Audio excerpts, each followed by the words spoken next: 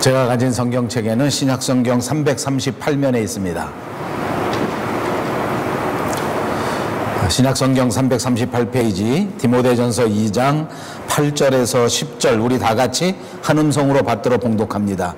그러므로 각 처에서 남자들이 분노와 다툼이 없이 거룩한 손을 들어 기도하기를 원하노라.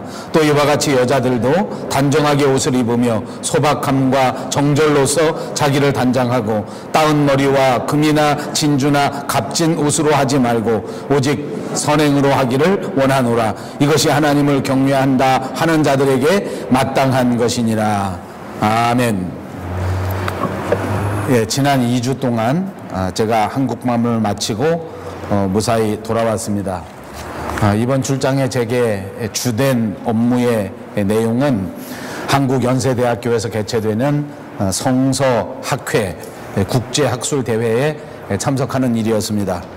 이번에 보니까 세계 각국에서 약 500명이 넘는 유명한 성서학자들이 성서학에 관련된 연구 논문들을 발표하는 그야말로 환상적인 그런 기회였다고 생각합니다. 이어서 저는 주일에 순복음 강남교회, 그리고 사랑의 교회, 그리고 대구 동신교회, 그리고 대구 동로교회, 신명교회, 초원교회 등등 여러 대형 교회를 방문할 수 있는 기회가 있었습니다. 그리고 성결교 신학대학교, 백석대학교, 그리고 국제신학대학원 대학교, 그리고 합동측 장로교회 총회본부, 기독신문사, 그리고 연합신문사, 그리고 백석대학교 등등 여러 학술기관들도 방문하였습니다. 이번에 장마가 아주 심해서 그야말로 비가 폭탄같이 쏟아지는 것을 보았습니다. 한 30분 동안 비가 온 것 같았는데 온통 길거리가 다 홍수같이 나는 것을 보았습니다. 또 행사가 진행됐던 연세대학교도 한두 시간 정도 비가 왔는데 불구하고 한 건물이 물에 잠기는 그런 일이 있었습니다. 이렇게 정말 앞을 분간할 수 없는 장맛비 속에서 고속도로에서 대구에서부터 천안까지 올라오는데 정말 가슴을 졸이면서 벌벌 떨면서 그렇게 차를 타고 올라왔습니다. 비가 이렇게 쏟아지는 가운데 또 간간히 맑은 날이 있었습니다. 이 맑은 날에는 그야말로 찜통더위 그 자체였습니다. 얼마나 더운지 발표해 보니까 섭씨 38도, 섭씨 37도 이렇게 되었었다고 합니다. 그러나 사실 다 나빴던 것은 아닙니다. 이렇게 엄청난 날씨 가운데 보니까 그 장맛비가 쏟아지고 난 다음에 비춰지는 햇살은 더워서 그렇지 정말 밴쿠버의 그 파란 햇살 못지않게, 아니 오히려 우리 하늘보다 훨씬 더 좋은 색깔을 띠는 맑고 청명한 하늘을 본 적도 있었습니다. 아무튼 이런 우여곡절 속에서 무사히 맡은 일정을 잘 마치고 돌아오게 되었습니다. 날마다 체험하는 것이지만 이번 여행 속에서도 순간마다 때마다 하나님께서 모든 일들을 예비하시고 계획하시고 또 도와주시고 또 모든 일정들을 지휘해 주시는 엄청난 역사를 체험하며 감사를 느꼈습니다. 또 저를 위해서 기도해 주신 여러분들 또 성도님들을 위해서 감사의 말씀을 드립니다. 늘 제가 한국 갔다 와서 드리는 말씀이지만 저와 여러분의 조국 대한민국은 진짜 놀라운 나라입니다.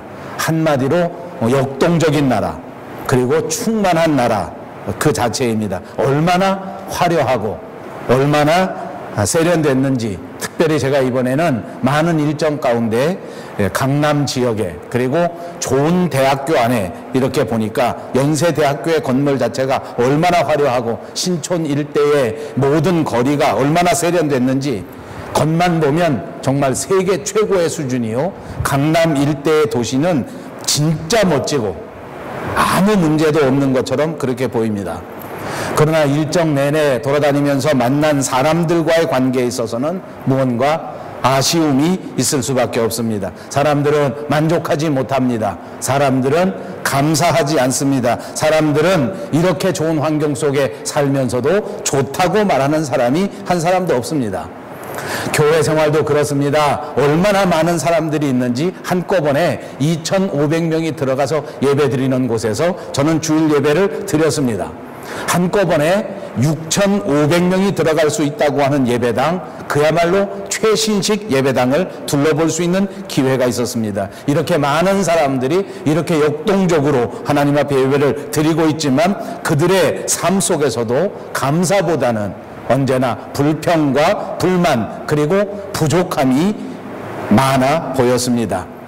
우리 모두가 일상생활을 살아가면서 만족할 수 있기는 그리 쉬운 것은 아닙니다. 지금 이 순간에 저와 여러분도 우리 모든 생활에서 감사보다는 오히려 불평이 많을지도 모릅니다. 때로는 우리 교회에도 그렇습니다. 교회 생활에도 감사라기보다는 부족한 부분, 불만스러운 부분이 많을 수 있습니다. 그래서 우리는 뭔가 새로운 것을 기대합니다. 그리고 우리는 뭔가 특별한 것을 사모합니다.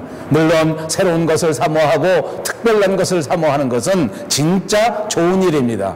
그러나 이 뒤에, 이 배경 속에 지금의 삶에 만족하지 못하고 지금의 삶을 불평 가운데에서 특별한 것을 사모한다고 하면 그것은 문제입니다.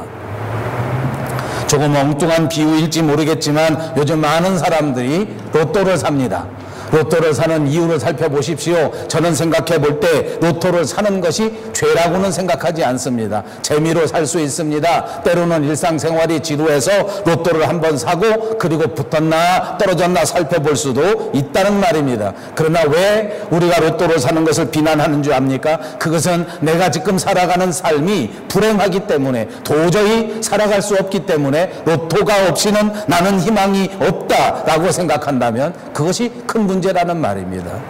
여러분, 저는 설교할 때에 우리 그리스도인들이 특별한 은혜를 받은 특별한 존재라는 말을 많이 드렸습니다. 그러나 오늘은 제가 반대로 특별한 것보다 하나님께서 바라시는 평범하고 소박한 것을 말씀드리려고 합니다. 특별한 것이 왜곡되었기 때문입니다. 특별한 것이 부족함 때문에 바라본다고 하면 그것은 옳은 것이 아니라는 말입니다. 제가 서울에 가서 보니까 교회 생활도 그렇습니다. 그냥 기도해라고 하면 사람들이 다 오지 않습니다. 불평하고 불만하고 무슨 새로운 것이 있겠는가라고 생각하고 아무렇지도 않게 생각한단 말입니다. 그래서 재미있는 이름들이 생겼습니다. 그냥 새벽 기도해라고 하면 사람들이 참여하지 않고 기도하지 않기 때문에 특별 새벽 기도회, 그것도 줄여서 특세라고 합니다. 나는 무슨 새인가? 한참 생각을 해봤습니다. 특세. 그래야 사람들이 뭔가 생각해보고 그것에 뭔가 한번 참여해봐야 되겠다 이렇게 생각한다는 거예요.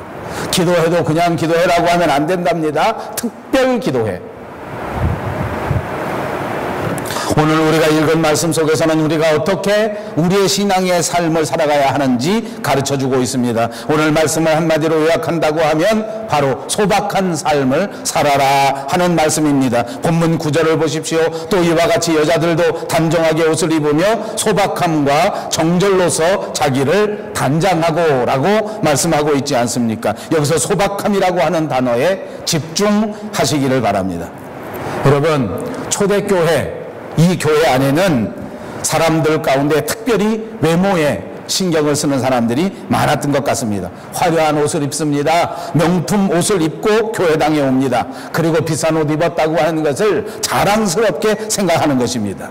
여기 성경에 보면 9절 이하에 따은머리라고 하는 머리도 나오는데 이 따은머리는 보통 사람은 잘 하는 것이 아니고 돈이 많은 사람들이 하는 머리를 가르치는 것입니다. 그리고 금이나 은이나 진주와 같이 비싼 그런 보석 액세서리로 머리를 치장했다고 합니다. 요즘 말로 하면 명품 가방을 들고 유명 브랜드의 옷을 입고 몇백만 원짜리, 몇천만 원짜리 액세서리로 머리에 치장을 했다 그 말입니다.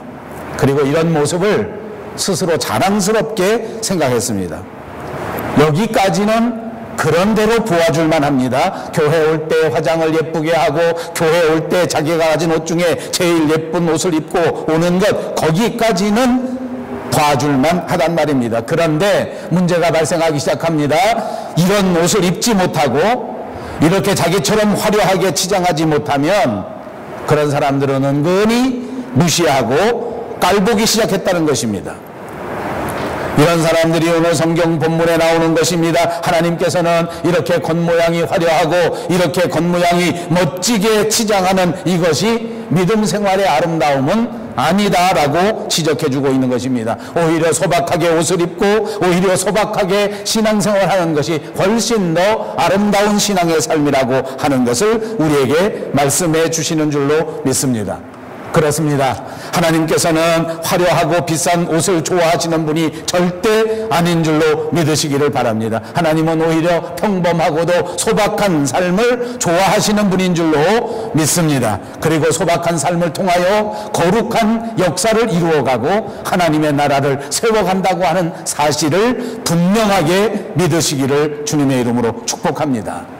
하나님께서는 미디안 광야에서 양을 치고 있던 모세를 선택하셔서 이 모세를 부르셨습니다. 애굽에서 고통당하는 하나님의 백성들을 구원하시기 위해서 이스라엘의 위대한 지도자로 세울 때 바로 이 모세를 선택한 것입니다. 호렙산 떨기나무 아래에서 하나님의 부르심을 받은 모세는 이 하나님의 부르심을 완강하게 거절할 수밖에 없었습니다. 왠지 아십니까? 나 같은 사람이, 나 같은 부족한 사람이 어떻게 강대국 애굽 나라의 바로 왕과 싸울 수 있단 말인가? 내가 어떻게 감히 이스라엘 백성들을 해방시킬 수 있겠는가? 라고 생각하면서 거절할 수밖에 없습니다. 그렇지 않습니까? 여러분 한번 생각해 보십시오. 객관적으로 생각할 때 바로 왕과 모세는 결코 비교 자체가 되지 않습니다. 바로는 당시의 최고의 강대 국가의 왕입니다. 한마디로 말하면 막강한 권세를 가졌고 막강한 힘을 가졌고 못할 일이 없는 그런 큰 사람 아닙니까? 그러나 모세는 아무 권력이 없는 사람입니다. 40년 전에 살인을 저지르고 광야에 도망 나와서 그때부터 그는 재산 하나도 없이 권력 하나도 없이 살았습니다. 지금 양치기로 살아가지만 그 양도 자기 소유는 한 마리도 없었습니다. 장인의 양을 돌보면서 기껏해야 처가살이를 하는 처지였단 말입니다. 집 한 채를 내 마음대로 등기할 수 있는 사람이 아닙니다. 내 재산 하나가 내놓을 만한 재산이 있었던 사람도 아닙니다. 겨우겨우 하나님을 의지하면서 하루하루를 살아가는 보통의 사람, 소박한 사람, 평범한 사람입니다. 그런데 어떻게 바로 왕을 대적하여 싸울 수 있겠는가? 이런 하나님의 명령을 받았을 때에, 이런 하나님의 사명을 받았을 때 그는 당연히 나는 못합니다, 나는 절대 갈 수가 없습니다 라고 거절할 수밖에 없었던 것입니다. 이렇게 거절하고 이렇게 못 가겠다고 하는 이 모세에게 하나님은 어떻게 하셨습니까? 이 모세에게 무언가 주셨습니다. 이것을 가지고 가라. 그게 뭔지 아십니까? 그게 바로 모세의 지팡이입니다. 이 지팡이도 다시 한번 생각해 봐야 됩니다. 이 지팡이 원래 누구의 것인지 아십니까? 원래 모세의 것입니다. 하나님이 특별히 모세를 부르면서 힘들어 못하겠다, 부족해서 못하겠다, 나는 겁이 나서 못하겠다 했을 때에 기껏해서 하나님이 주신 것이 모세가 가지고 있었던 지팡이라고 말입니다. 하나님이 특별히 다시 만들어서 새롭게 만들어서 명품으로 제작한 그런 지팡이가 아니란 말입니다. 금 도금을 해서 번쩍번쩍하게 만들어 놓은 그런 지팡이가 아니란 말입니다. 그냥 모세가 평상시에 양칠 때 사용했던 소박한 지팡이, 평범한 지팡이 그 자체입니다. 모세만 가지고 있었던 것이 아닙니다. 거의 모든 광야에 양치기 하는 목동이라고 하면 누구나 하나씩 가지고 있는 그런 보통의 지팡이였습니다. 그런데 하나님께서는 이 지팡이를 모세의 손에 들려주시는 것입니다. 그런데 하나님께서는 이 평범한 지팡이를 사용하시는 것입니다. 그냥 보통의 지팡이였는데 하나님께서 이 지팡이를 모세에게 지워 주었을 때에 이 모세의 지팡이는 애굽에서 기적을 일으키는 10가지 재앙을 일으키는 새로운 능력의 지팡이가 되었다는 것입니다. 이 지팡이로 홍해를 가리켰더니 홍해 바다가 둘로 쫙 갈라지는 역사가 있었습니다. 이 지팡이를 손에 높이 들고 기도했더니 아말렉 군대와 싸웠던 이스라엘 백성들이 금방 승리하는 역사가 성경에 기록되어 있지 않습니까? 모세의 손에 들려진 이 지팡이로 반석을 내리셨습니다. 그랬더니 그 반석이 갈라지면서 그 반석에서는 생수가 콸콸 넘쳐 흐르게 되었습니다. 이스라엘의 위대한 왕이었던 다윗은 또 어떻습니까? 그가 블레셋과 이스라엘 사이에 전쟁이 이루어졌을 때에 그 싸움 현재 속에서 그 전쟁터에 나가게 됐습니다. 사실은 싸우러 나가게 된 것도 아닙니다. 그 형들이 전쟁에 군대로 참여했는데 아버지가 그 형들의 안부가 궁금하니까 내가 한번 가서 내 형들의 소식을 알아가지고 와라 하는 심부름으로 그 전쟁터에 가게 된 것입니다. 싸움터에 나갈 수 있는 처지도 못 됐습니다. 전쟁에 참가할 수 있는 군대도 아니었습니다. 그냥 심부름으로 전쟁터에 갔는데 그 전쟁터에 가본 다윗의 마음속에 뜨거운 열정의 역사가 일어난 겁니다. 새로운 마음에서 믿음이 일어나게 된 것입니다. 이 전쟁에서 이 전쟁터를 바라보면서 그는 마음속에서 거룩한 분노가 일어나기 시작했습니다. 블레셋의 장수 골리앗 장군 때문입니다. 이 골리앗 장군이 나와서 하나님을 모독하고 하나님의 백성을 멸시하는 광경을 바라본 이 다윗은 그야말로 마음속에서 거룩한 분노가 생겨지고 그는 스스로 자청하여 이 전쟁터에 참여하기로 결정한 것입니다. 여러분, 이스라엘에서 위대하게 힘이 세다고 하는 많은 장정들도 벌벌 떨면서 전쟁에 나가지 않으려고 피해 다니고 있었던 상황입니다. 군대에 있었던 높은 장수들도 어떻게 하면 전쟁에서 빠질까, 어떻게 하면 도망갈까 그렇게 생각하고 있었던 때였습니다. 그때 어린 다윗이 이 골리앗과 싸워야 되겠다, 내가 나가서 전쟁을 하겠다고 자청했을 때에 그 군대들은 얼마나 좋아했는지, 그 왕은 사울은 얼마나 기뻐했는지 감격하고 감동해서 이 다윗에게 자기 옷을 벗어서 입혀줍니다. 자기가 가지고 있었던 군복, 왕의 군복 아닙니까?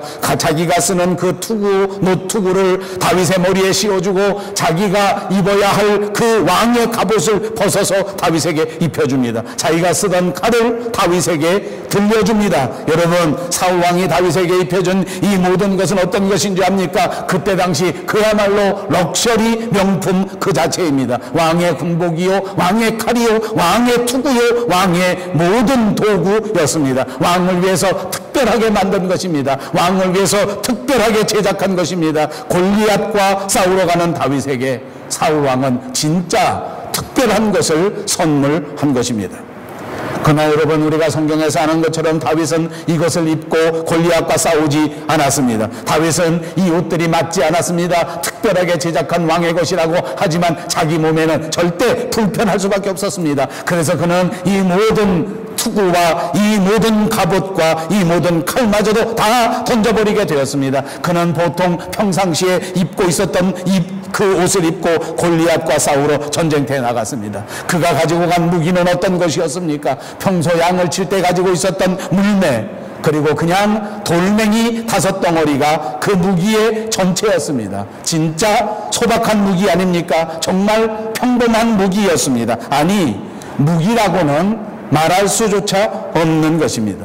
그러나 여러분, 성경이 우리에게 가르쳐주는 그대로 다윗은 이 무기를 가지고, 무기라고 말할 수도 없는 이 물매와 돌 5덩어리를 가지고 그 적장 골리앗을 무너뜨리고 쓰러뜨리고 승리하여 그 모든 대적을 이겼던 것입니다. 여러분, 왕이 준 칼로 골리앗을 이긴 것이 아닙니다. 왕이 준 특별한 그런 모든 장비를 가지고 나가서 승리한 것이 아니란 말입니다. 그러므로 사랑하는 여러분, 오늘 이 순간 우리는 뭔가 새로운 것이 있어야 하겠다, 우리는 뭔가 특별한 것이 있어야 하겠다 생각하는 생각을 다시 한번 생각해 보아야 합니다. 많은 사람들이 그렇게 생각합니다. 특별한 것이 있어야 성공할 수 있다, 금수저가 돼야 이길 수 있다, 뭔가 특별한 것이 있어야 부흥할 수 있다, 특별한 새벽 기도를 해야 이길 수 있다, 이렇게 생각하기 쉽습니다. 그러나 하나님께서는 그냥 평소에 가질 수 있는 아주 소박한 것들, 아주 평범한 것들을 사용하셔서 하나님의 거룩하심을 나타내시고 하나님의 위대한 영광을 받으신다고 하는 사실을 꼭 믿으시기를 주님의 이름으로 축복합니다. 그렇습니다. 하나님께서는 오늘 이 시간도 저와 여러분이 가지고 있는 지극히 평범한 것들을 사용하기를 원하십니다. 여러분에게 주어진 모든 환경들을 하나님은 받으시기를 원하십니다. 여러분에게 주어진 소박한 하나님의 은사를 하나님께서는 거룩함을 통하여 이루시고 이것을 사용하여 하나님의 나라를 세우시고 하나님의 나라를 확장하기를 원하시고 이것을 통하여 하나님의 나라를 온 만방에 드러내기를 원하고 계시는 것을 믿으시기를 바랍니다. 그러므로 다시 한번 여러분 스스로를 돌이켜 보십시오. 여러분이 가지고 있는 것, 여러분이 하나님께로부터 받은 것, 이 모든 것들을 통하여 하나님의 거룩하심을 나타내고 하나님의 나라를 확장하는 위대한 일꾼들이 다 되시기를 주님의 이름으로 축복합니다. 예수님도 그러셨습니다. 이 땅에 오실 때에 특별하게 태어나시지 않았습니다. 그는 말구유에서 태어나셨습니다. 만왕의 왕이신 예수 그리스도가 예루살렘의 화려한 궁궐을 뒤로하고 거기 태어나지 않고 모든 신하와 국민들의 축하와 빵파레와 축복 속에서 떠들썩하게 태어난 것이 아니란 말입니다. 마구간에서 조용하게 소박하게 태어나셨습니다. 소박하다 못해서 오히려 초라하기 그지없는 마구간의 탄생이 예수님의 탄생이었단 말입니다. 여러분, 예수님께서 이렇게 마구간에서 탄생하셨다고 해서 그분의 체면이 구겨진 것입니까? 예수님께서 이렇게 마구간에서 지푸라기 속에 태어난 흙수저였지만 그가 과연 세상에 살아갈 때 실패자요 이 세상에서 아무것도 할 수 없는 무능자로 살았느냐 말입니다. 여러분, 예수님은 또한 평범한 가정에서 자랐습니다. 특별한 재벌의 가정에서 난 것이 아닙니다. 특별히 유명한 유명인의 가정에서 살아난 것이 아닙니다. 나사렛에 있는 그냥 보통 평범한 목수 요셉의 가정에서 자라나셨습니다. 천시받고 멸시받던 갈릴리 작은 동네 출신이었단 말입니다. 왕궁이나 권세 있는 집안에서 생활하신 것이 아니라 그냥 이렇게 보통 사람 목수의 집에서 생활하셨습니다. 예수님의 설교, 예수님의 가르침도 그렇습니다.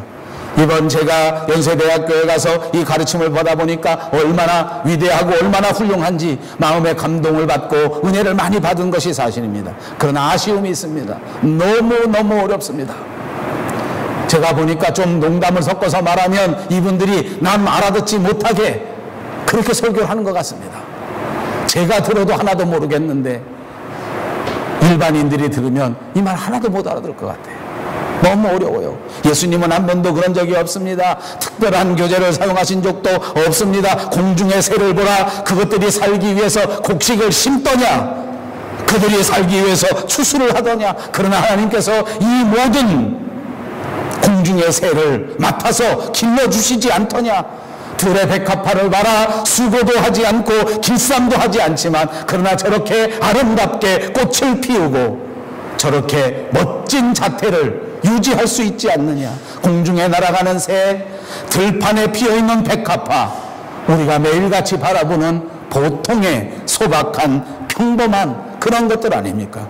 예수님은 이렇게 평범하고 소박한 것들을 통하여 하나님의 위대한 말씀을 우리에게 주신 것입니다. 그렇습니다. 평범한 것을 통하여 거룩하심을 나타내신 것입니다. 그래서 우리에게도 말씀합니다. 마태복음 5장 13절에 보니까 너희는 세상의 소금이다. 너희는 세상의 소금이라.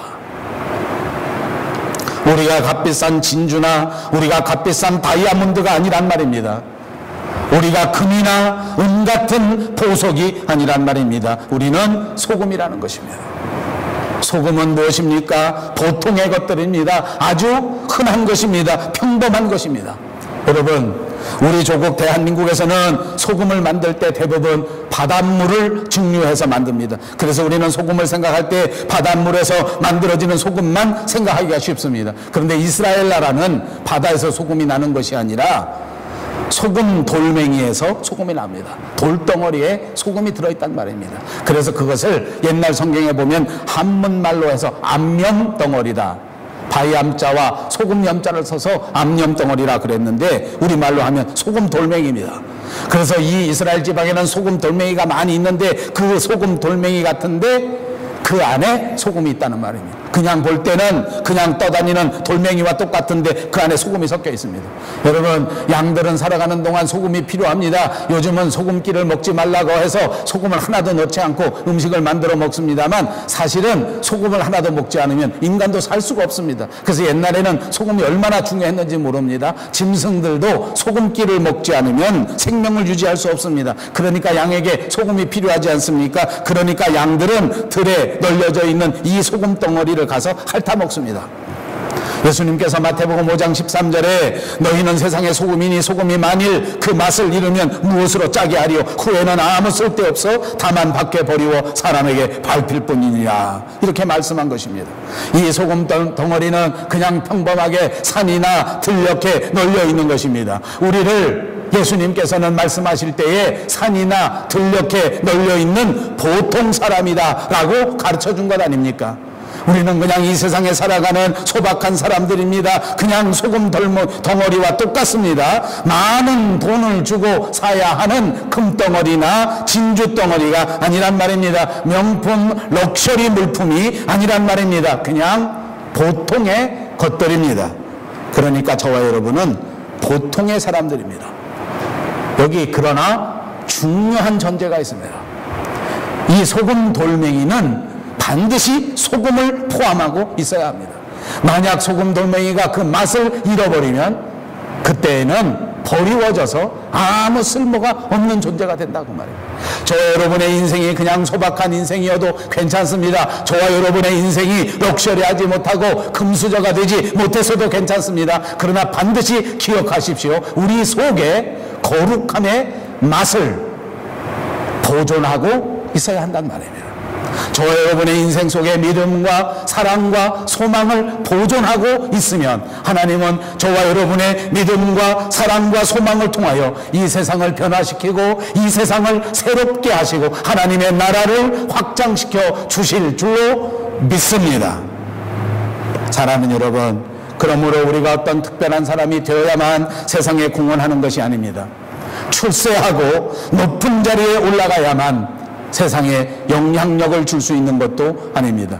세상에 빛이 되고 세상이 살맛나게 만들 수 있는 사람, 교회의 모범이 되고 교회를 부흥시킬 수 있는 사람은 대통령이나 무슨 큰 권세를 가진 사장님이나 이런 무슨 박사나 이런 것이 아니란 말입니다. 무슨 목사가 되고 꼭 장로가 되어야만 되는 것이 아니란 말입니다. 소금 돌멩이 안에 소금기만 있으면 세상을 변화시키고 세상을 살맛나게 만들 수 있는 것처럼 평범하지만 아직 나이가 어리지만 아직 믿음이 부족하지만 우리 안에 거룩을 간직하고 말씀을 간직한다면 우리는 교회를 아름답게 하고 우리는 교회를 변화시킬 수 있다고 하는 사실을 꼭 믿으시기를 바랐습니다. 그렇습니다. 교회도 그렇지 않습니까? 무슨 특별한 새벽기도 특세만 있어야만 되는 것이 아니란 말입니다. 소금 돌멩이가 소금을 간직하듯 우리 교회가 거룩함을 간직하고 있다면 하나님께서는 우리 교회를 들어 사용하시되 위대한 교회로 만들어 주실 줄로 믿습니다. 오늘 본문에서 하나님께서는 우리에게 이렇게 말씀하십니다. 남자들은 거룩한 손을 들어 기도하기를 원하노라. 거룩한 손을 들어 기도하기를 원하노라. 기도하는 손이 거룩한 손입니다. 그러므로 사랑하는 여러분, 손을 들어 기도하시기를 바랍니다. 가정을 위해서 기도하십시오. 교회를 위해서 기도하십시오. 직장을 위해서 기도하십시오. 사업을 위해서 기도하십시오. 이웃을 위하여 기도하시기를 바랍니다. 손을 들고 기도하는 것은 옛날 고대 자연스러운 기도의 자세였습니다. 그러므로 이것은 이상한 것이 아닙니다. 손을 들어도 괜찮고 손을 들지 않아도 괜찮다는 말입니다. 여러분, 나는 손을 들 수 없다라고 생각하시지 마십시오. 들어도 괜찮습니다. 나는 손을 꼭 들어야만 한다. 아닙니다. 손을 들지 않아도 괜찮습니다. 찬송을 부를 때에도 마찬가지입니다. 박수를 치면서 찬송을 불러야 은혜가 되는 것만은 아닙니다. 그러나 박수 치면서 찬송해도 괜찮습니다. 진짜 중요한 요점은 손을 들거나 박수를 치는 것이 아니라 오늘 성경에서 말하는 것처럼 분노와 다툼이 없이 거룩한 기도를 드리라고 하는 것입니다. 달리 말하면 기도하는 사람, 평범한 사람들은 분노하고 다투지 말라는 말입니다. 분노하고 다투면 거룩하지 못하게 된다는 것입니다. 사랑하는 여러분, 하나님께서는 오늘 저와 여러분 그리고 우리 교회를 사용하셔서 하나님의 거룩하심을 나타내시기를 원하고 계시는 것입니다. 이제부터 한 주간 동안 우리 모두 손을 들고 기도의 거룩한 자리로 나아가시기를 주님의 이름으로 축복합니다. 기도하겠습니다. 자비하신 우리 하나님 참 감사합니다. 남자들은 거룩한 손을 들어 기도하기를 원하노라 말씀하셨습니다. 기도하는 손이 거룩한 손입니다. 주여, 우리도 손을 들고 주 앞에 기도하는 자들이 되게 하여 주시옵소서. 이제 우리를 통하여 하나님의 나라가 확장되어지고 이제 우리를 통하여 하나님의 거룩하심이 세상에 나타나는 귀한 역사가 일어나게 하여 주시옵소서.